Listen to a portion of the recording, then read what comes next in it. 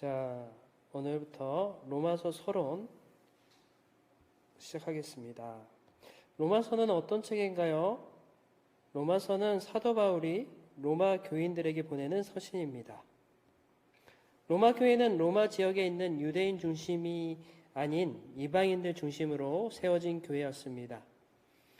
오순절 성경 강림 이후에 예루살렘 방문했던 이방인 개종자들이 로마로 돌아왔는데요. 로마 지역에 교회가 세워졌습니다. 사도 바울은 3차 전도 여행 끝 무렵에 주 57년, 58년으로 고린도 지역에서 로마서를 기록했습니다. 사도 바울은 여러 번 로마를 가기를 원했지만 가지 못하자 사도 바울은 아쉬워했습니다.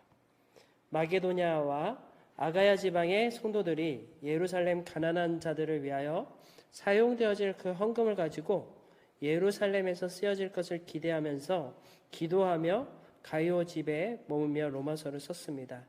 로마서의 핵심 메시지가 있습니다. 그것은 믿음 그리고 하나님의 의입니다.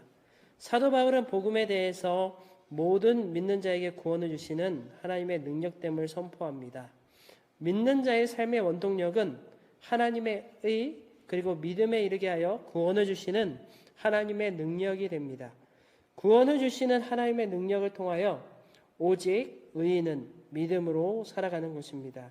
이것이 로마서의 핵심 주제입니다. 율법으로는 하나님 앞에 아무도 의로워질 수 없습니다. 그러므로 하나님의 의가 나타난 것입니다. 그리스도를 믿는 믿음을 통하여 믿는 사람 모두에게 구원이 주어지며 믿는 자에게는 차별이 없습니다. 모든 사람이 죄를 범하여 하나님의 영광에 도달하지 못하였으나 하나님의 은혜로 의롭다는 선고를 받게 되었습니다. 복음이 어떻게 우리를 구원하며 어떻게 속량이 되는지 로마서에서 증거하고 있습니다. 칭의라는 법적인 선언을 통하여 예수를 믿는 믿음의 증거로 죄인을 의롭다고 인정해 주시는 것입니다. 그러므로 우리가 의로워지는 것 역시도 믿음을 주시는 하나님의 주권으로 가능한 것입니다. 아브라함에게 맺은 언약이 있습니다. 아브라함의 그 믿음을 통하여 약속하신 바 하나님께서 이루실 것을 아브라함은 굳게 믿었습니다. 이것을 보시고 하나님은 아브라함을 의롭다 인정해 주신 것입니다. 믿음으로 의롭다함을 받은 우리는 하나님과 더불어 평화와 영광에 이르게 되었으며 소망을 품게 되었습니다. 그의 은혜와 하나님의 영광을 바라며 즐거워할 때 환난 중에서도 고난 가운데서도 인내할 수 있습니다. 인내는 인격을 이루며 인격은 성령을 통하여 우리 마음 가운데 소망이 부어집니다. 그리스도로 말미암아 그리스도의 피로 의로워졌으며 하나님의 진노에서 구원을 받게 된 것입니다. 은혜 가운데 살아가는 우리는 죄의 자리에 더 이상 머물 수 없다고 성경은 말합니다.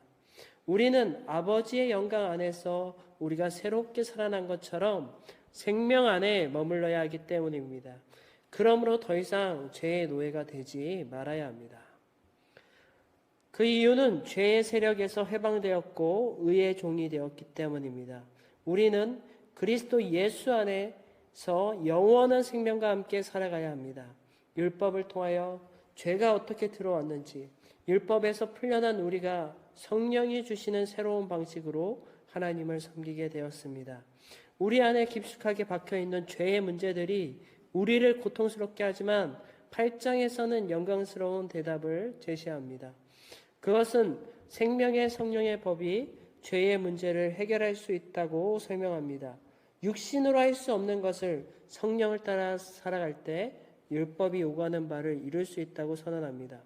그래서 성령을 통하여 악한 행실을 죽이며 성령의 인도함을 받아 살아갈 때 하나님의 자녀됨을 증언합니다. 로마서 8장 30절 또 미리 정하신 그들을 또한 부르시고 부르신 그들을 또한 의롭게 하셔서 우리를 영화롭게 하신 것은 명백한 사실입니다.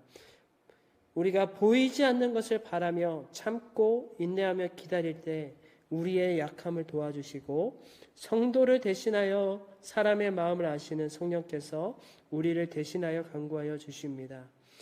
9장부터 11장은 복음과 이스라엘의 관계성에 대해서 설명하면서 이스라엘의 선택과 이방인의 선택, 그리고 이스라엘의 유기, 이스라엘의 회복에 대한 말씀이 기록되어 있습니다.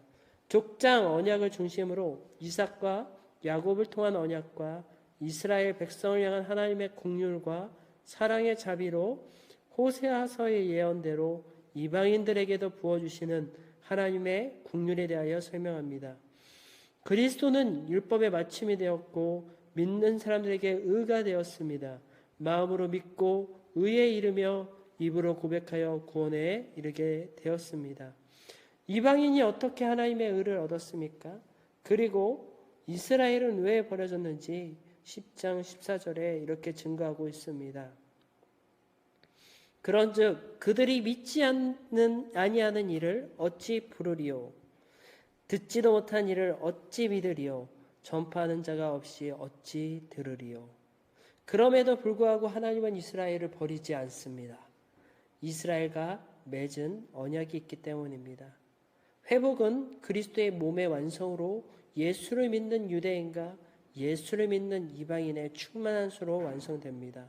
12장부터 16장까지는 실천편이 담겨져 있습니다.